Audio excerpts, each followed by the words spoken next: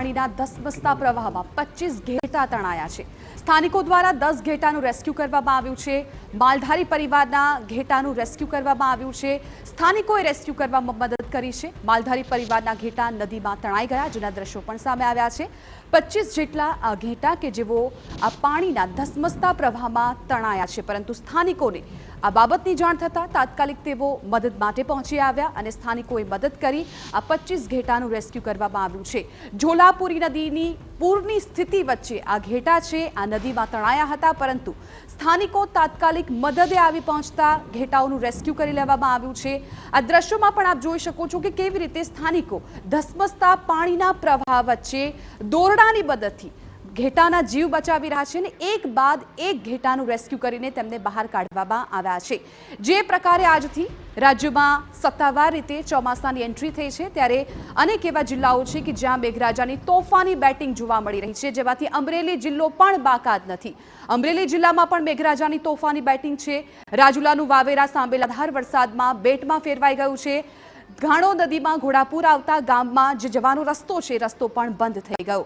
ઘાણો નદીમાં પૂર આવતા હનુમાનજી મંદિરે 2 લોકો ફસાયા હોવાની પણ જાણકારી મળી છે। સ્થાનિક લોકો દ્વારા ફસાયેલા લોકોને બચાવવાની કામગીરી હાથ ધરવામાં આવી। મહત્વપૂર્ણ છે કે આજે વહેલી સવારથી જ સૌરાષ્ટ્રના અલગ અલગ પંથકમાં મેઘરાજાની ધમાકેદાર એન્ટ્રી જોવા મળી છે। ભાવનગર હોય, અમરેલી હોય કે પછી જૂનાગઢ જેવો વિસ્તાર હોય, તમામ જગ્યાએ અત્યારે મેઘરાજા મન મૂકીને વરસી રહ્યા છે। ત્યારે અમરેલીના અલગ અલગ તાલુકાઓમાં પણ વરસાદી માહોલ છે। રાજુલા બાદ સાવરકુંડલાની જો વાત કરવામાં આવે તો સાવરકુંડલા તાલુકામાં પણ વરસાદ છે। સાવરકુંડલાના વીજપડી ગામની નદીમાં પૂર આવ્યું। વહેલી સવારથી જિલ્લાભરમાં વરસાદી માહોલ છે। વાવણી લાયક વરસાદથી ખેડૂતોમાં ખુશી છે, પરંતુ જો આ જ પ્રકારે વરસાદની સ્થિતિ રહી તો આગામી કલાકો સ્થાનિકો માટે ભારે થઈ શકે છે। વરસાદને કારણે નદી નાળા છલકાયા છે અને હજુ પણ હવામાન વિભાગે સૌરાષ્ટ્રમાં ખાસ તો રેડ એલર્ટની જાહેરાત કરી છે, એટલે અવિરત કલાકો સુધી વરસાદ રહ્યો તો આ જે નદી નાળા છલકાયા છે તેના પાણી ગામ સુધી પણ પહોંચી શકે અને જેને કારણે સ્થાનિકોને હાલાકી ભોગવવાનો વારો આવી શકે। અત્યારે તમે આ દ્રશ્યો અમરેલીના સાવરકુંડલાના જોઈ રહ્યા છો કે જ્યાં નદી નાળાઓ છલકાઈ ગયા છે। ધસમસતો પાણીનો એક પ્રવાહ છે જોવા મળી રહ્યો છે। સ્ક્રીન પર આ અલગ અલગ દ્રશ્યો આપ જુઓ। રાજ્યના અલગ અલગ તાલુકા જિલ્લાના દ્રશ્યો છે કે જ્યાં તમામ જગ્યાએ નદીનું રૌદ્ર સ્વરૂપ જોવા મળી રહ્યું છે। સંવાદદાતા જયદેવ કાઠી વધુ જાણકારી આપવા માટે ફોન લાઈન પર જોડાઈ ગયા છે। જયદેવ, જે રીતે આજે સત્તાવાર ચોમાસાની શરૂઆત રાજ્યમાં થઈ ગઈ છે અને હજુ પણ આગામી દિવસોમાં પણ વરસાદનું રેડ એલર્ટ સૌરાષ્ટ્રમાં ખાસ છે, ત્યારે અમરેલીના અનેક એવા ભાગો છે કે જ્યાં નદી નાળા છલકાઈ ગયા છે, અત્યારની શું સ્થિતિ છે?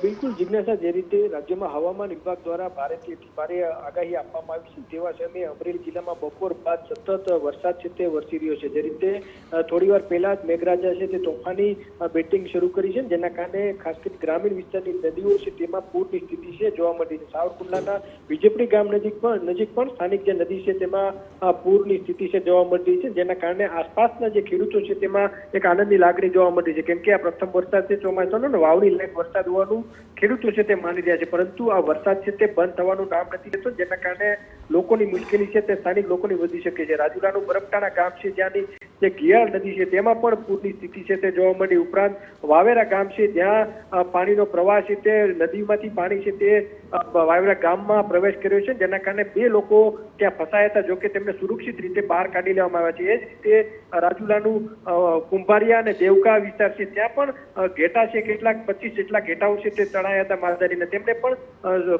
10 જેટલા ઘેટાઓને બહાર કાઢી લેવામાં આવ્યા છે। એટલે આ પ્રકારે પશુઓ તણાવવાની ઘટનાઓ હવે વધી રહી છે, જેના કારણે લાગી રહ્યું છે કે વરસાદ છે તે સમગ્ર જિલ્લામાં આ પ્રકારે પડી રહ્યો છે, હજુ બંધ થવાનું નામ નથી લેતો, જેના કારણે મોડી સાંજ સુધીમાં કેટલાક ગ્રામીણ વિસ્તારની મુશ્કેલી છે તે આ વરસાદના કારણે વધી શકે છે। જિજ્ઞાસા। બિલકુલ જયદેવ, આભાર સમગ્ર માહિતી બદલ। તો અત્યારે જે પ્રકારે અમારા સંવાદદાતાએ અમરેલીની વરસાદની શું સ્થિતિ છે તેની જાણકારી આપી, એ પ્રમાણે મોટાભાગના નદી નાળાઓ છે એ વરસાદને કારણે અત્યારે ઓવરફ્લો થઈ રહ્યા છે અને સાથે સાથે સ્થાનિકોમાં એક ડર એ પણ છે કે જો હજુ પણ આ જ રીતે કલાકો સુધી વરસાદ રહ્યો તો પછી આ પાણી ગામ સુધી પણ પહોંચી શકે।